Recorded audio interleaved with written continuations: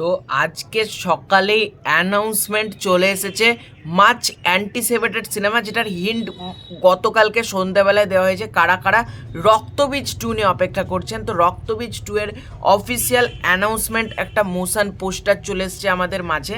তো কেমন লাগলো সেই পোস্টারটা সেটা নিয়ে তো কথা বলবো, আর এবার দুর্গাপুজোর ক্লাসটা নিয়েও কথা বলবো, যেখানে রঘু ডাকাত ভার্সেস রক্তবীজ 2 হতে চলেছে। কে এগিয়ে থাকবে, কে পিছিয়ে থাকবে, এগুলো নিয়ে কথা বলবো। তো সবার আগে যদি রক্তবীজ 2 এর মোশন পোস্টারটাকে নিয়ে কথা বলি, মোশন পোস্টার ভাই আউটস্ট্যান্ডিং হয়েছে। মানে এই রকম স্ট্যান্ডার্ডের মোশন পোস্টার যেভাবে ডিজাইন হয়েছে, আর যে ব্যাকগ্রাউন্ড মিউজিকটা আমরা রক্তবীজ 2তে মানে এরকম যে ব্যাকগ্রাউন্ড মিউজিকটা যেটা আমরা শুনতে পেয়েছিলাম, সেম ব্যাকগ্রাউন্ড মিউজিক কিন্তু রক্তবীজ 2 এর মোশন পোস্টারে আমরা শুনতে পাচ্ছি। এবং রক্তবীজ 2 যে হবে সেটা আমি বহু ভিডিওতে এর আগে বলেছি, রক্তবীজ নিয়ে রিভিউ করার সময় আমি বলেছি রক্তবীজ 2 হবে, কারণ সিনেমার শেষে ক্যামিওতে দেখানো হয় অঙ্কুশদা, অর্থাৎ অ্যাজ মুনির মিয়া। আমরা প্রত্যেকে জানি মুনির আলম, মানে একের পর এক মুনির আলম, মুনির ইসলাম, এদেরকে মারা হয়। এবার নিউ কমান্ড হিসেবে যুক্ত হয় মুনির মিয়া, এবং তাদেরকে নিয়ে একটা গল্প, মানে অঙ্কুশ হাজরা ভার্সেস আবির চ্যাটার্জি, এই ব্যাকড্রপে গল্পটা হতে চলেছে। এটাও আমি তোমাদেরকে আগে বলেছিলাম। অঙ্কুশদার ওই পোস্ট ক্রেডিট সিনটা জাস্ট আগুন ছিল, আগুন রক্তবীজে। এবার আজকে ফাইনালি রক্তবীজ 2 এর মোশন পোস্টার চলে এসছে। সিনেমাটা আসছে দুর্গাপুজো 2025-এ, মানে এই বছরই পুজোর সময় সিনেমাটা আসতে চলেছে। তো কেমন লাগলো পোস্টার, এটা তো তোমাদের সাথে আলোচনা করলাম। এবার যদি বলি ক্ল্যাশটা কেমন হতে চলেছে, মানে রঘু ডাকাত না রক্তবীজ এগিয়ে থাকবে।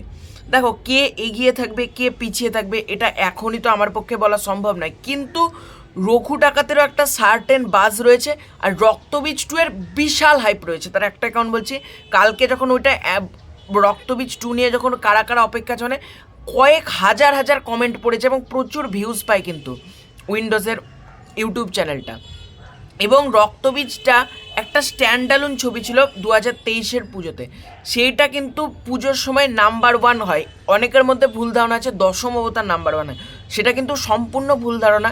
কারণ একটাই কারণ বলছি, দশম অবতারের কিছু মানে দশম অবতার পুজোর সময় ম্যামথ কালেকশান করলেও পুজো চলে যাওয়ার পরেই কিন্তু কালেকশানে প্রচুর ড্রপ আসে, কিন্তু রক্তবীজ কিন্তু পুজোর পরে ম্যামথ চলে। এবং ইভেন জানুয়ারি মাসেও কিন্তু 2024-এর জানুয়ারি মাসেও কিন্তু রমরমিয়ে চলে, ফেব্রুয়ারি মাসেও ফার্স্ট উইক মতন কিন্তু সিনেমাটা থাকে, এবং পুজোতে কিন্তু নাম্বার 1 স্পটটা কিন্তু রক্তবীজেরই হয়। এটা কিন্তু অনেকের ভুল ধারণা ছিল, ব্যাপারটা ক্লিয়ার করে দিচ্ছি আজকেও। এটা এবার ভাবো, ওটা স্ট্যান্ডালোন ছবি হওয়া সত্ত্বেও এই কালেকশান। গত বছর বহুরূপী কী করেছে, মানে এখনও থিয়েটার্সে চলছে। বহুরূপী প্রায় 19 কোটি মতন বক্স অফিস কালেকশান করে ফেলেছে। আর রক্তবীজ যেটা স্ট্যান্ডালোন না, এবার একটা রক্তবীজ তো একটা সিকুয়াল ভ্যালু রয়েছে, একটা ফ্র্যাঞ্চাইজির অন্তর্গত সিনেমাটা।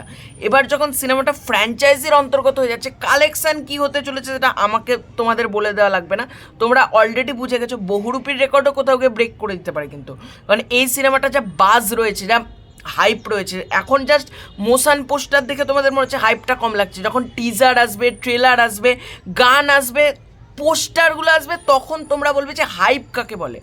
সুতরাং বিভৎস লেভেলের হাইপ রয়েছে। রঘু ডাকাতেরও কিন্তু হাইপ রয়েছে, ঠিক আছে, কারণ রঘু ডাকাতও দেবদার মাস কমার্শিয়াল একটা ছবি, লাইক খাদানের মতন। সেই সিনেমাটা একটা পুরনো ডাকাতকে কেন্দ্র করে একটা গল্প তৈরি করা হচ্ছে, সেটারও যেমন হাইপ রয়েছে, এটারও তেমন হাইপ রয়েছে। সুতরাং দুটো সিনেমায় কিন্তু ম্যামথ চলবে। এবার আমি একটা জিনিস বলবো, পুজোতে বাকি যে সিনেমাগুলো আসছে না, রঘু ডাকাত, রক্তবীজ 2 বাদে বাকিদের ভাই আসাই উচিত না। মানে তারা অন্য টাইমটা বেছে নিক, কারণ মানে টিকবে না এগুলো। সামনে খারাপ লাগলেও অনেকের খারাপ লাগতে পারে, অনেক প্রডিউসারদের বা এটা কেন বলছে, কিন্তু বাস্তবকে ভাই মেনে নিতে হবে।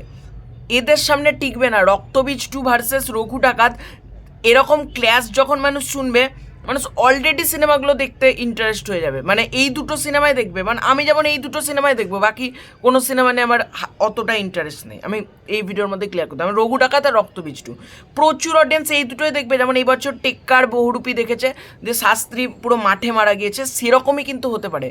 সুতরাং আমি আবারও বলছি, বাকি প্রডিউসারদেরকে ভেবেচিন্তে সিনেমা আনা উচিত। তবে এই দুটো সিনেমা K1 K2 থাকবে, এটা পরে বোঝা যাবে। রক্তবীজ 2 না রঘু ডাকাত কে নাম্বার 1 পুজো উইনার হয় 2025 সালে, সেটা দেখার জন্য আমাদের একটু অপেক্ষা করতে হবে। তো এই ছিল আজকের ভিডিও। ভালো লেগে থাকলে লাইক করো, শেয়ার করো, চ্যানেলে নতুন হয়ে থাকলে চ্যানেলটা সাবস্ক্রাইব করে দো। আর তোমাদের মতে কোন সিনেমা এগিয়ে থাকবে কমেন্ট করে জানিও। তো বাই বাই।